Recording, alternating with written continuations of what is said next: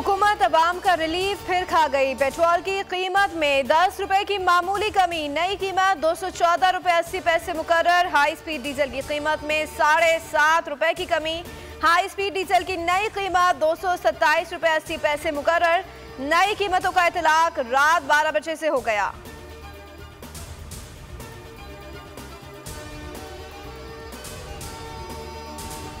गुजरात का कसाई भारत का वजीर आजम बना बैठा है। दहशतगर्द तनासर को हमारे हमसाया ममालिक से मावनत मिल रही है। वजीर खारजा बिलावल भुट्टो जरदारी की न्यूयॉर्क में प्रेस कॉन्फ्रेंस, कहा जौहर टाउन लाहौर धमाके में भारतीय मुदाखलत के नाकाबिले तरदीद सबूत है।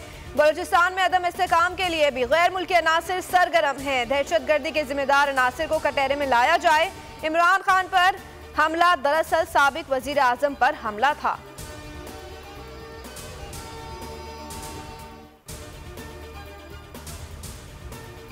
कराची में यूनिवर्सिटी रोड पर दौरान डकैती मुजामत पर जहां बहाक नौजवान एनईडी यूनिवर्सिटी का तालिब इल्म था। 21 साल मकतूल बिलाल पेट्रोलियम एंड साइंस में इंजीनियरिंग कर रहा था। अहले खाना का पुलिस को बयान, कहा मुसल्लह डाकुओं ने बिलाल को 2 गोलियां मारी, एक गोली सीने पर, एक पैरों पर लगी।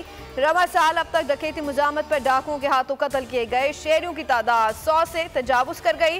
पुलिस वाकयात पर काबू पाने में मुकम्मल तौर पर नाकाम।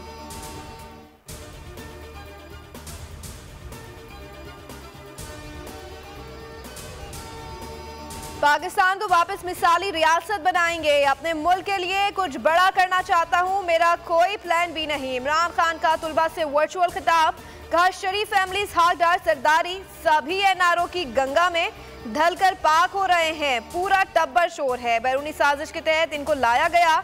इन लोगों के रद्द अमल में अवाम ने मुझे वोट दिया। हमारी हुकूमत को गिराया गया जिस पर करप्शन का कोई केस ना था। हम आज मकरूज मुल्क में वजीर आजम जगह जगह कर्जा मांगता फिर रहा है। पहले परवेज मुशर्रफ ने उन्हें एनआरओ दिया। इमरान खान से अरकानी असम्बली की मुलाकात।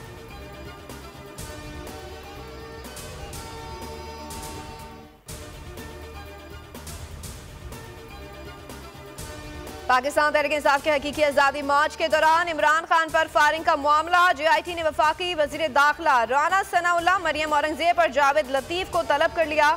तमाम अफराद की 17 दिसंबर को CCPO के दफ्तर में तलबी।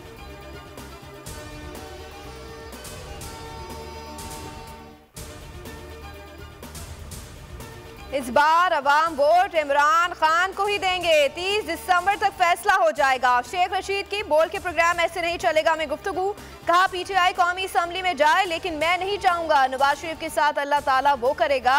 ये सब याद रखेंगे। जिन्होंने नैब तरमीम करके फायदा उठाया है वो दोबारा जेलों में होंगे।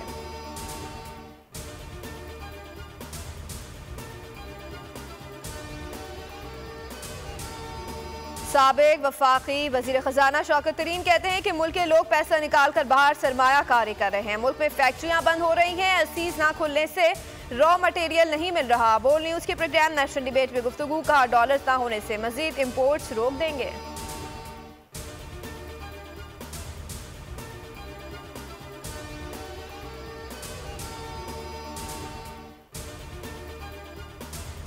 रैकोटेक मुआहिदा हतमी तौर पर तय पा गया। वफाकी हुकूमत बलूचिस्तान और बैन अक़वामी कंसोर्शियम के दरमियान मुआहिदे पर दस्तखत हो गए हैं। मुआहिदा आज से नाफिजुल अमल हो गया। मुआहिदे पर दस्तखत से मुआहिदे पर आज दस्तखत के बाद पाकिस्तान पर 6.5 अरब डॉलर का जुर्माना भी गैर मौसर हो गया।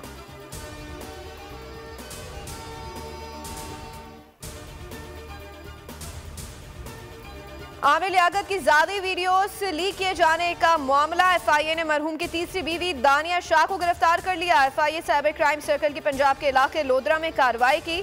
दानिया ने अपने शौहर आमिर लियाकत की जाती वीडियो लीक की थी।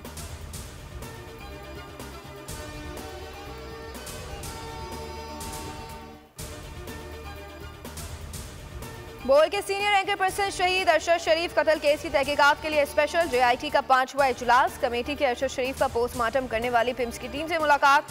डॉक्टर की टीम के बयानात रिकॉर्ड, 1 घंटे तक सवालात किए। कमेटी ने फैक्ट फाइंडिंग कमेटी को खत लिख दिया। शहीद अरशद शरीफ के केनिया से मिलने वाला सामान मांग लिया।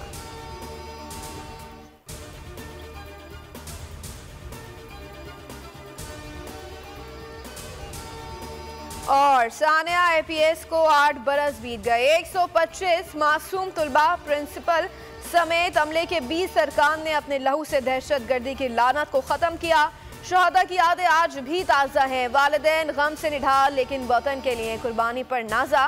सानिया के गाजी उस्ताद अबू बकर आज भी अज़म और हौसले की चट्टान।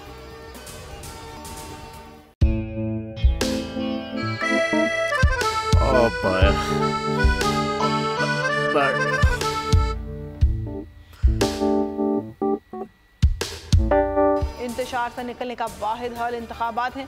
हकीकी आज़ादी मार्च आज रवा। हाँ, आयत के मुताबिक अगर आप उसको ये रिपोर्ट दे दे तो मैं आपको अपनी 4 सीटें दे दूंगा। मौलाना हाँ साहब, वो जो रिपोर्ट हमें दे दे और वो जो नीली पीली चैनल है वो लगाए। जाओ शबाज।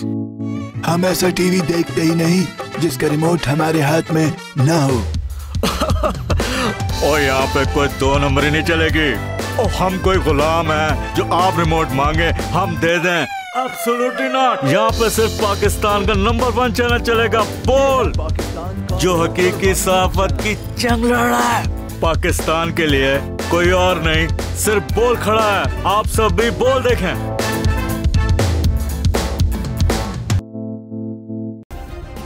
सब्सक्राइब करें और बेल दबाएं ताकि कोई खबर रह न जाए।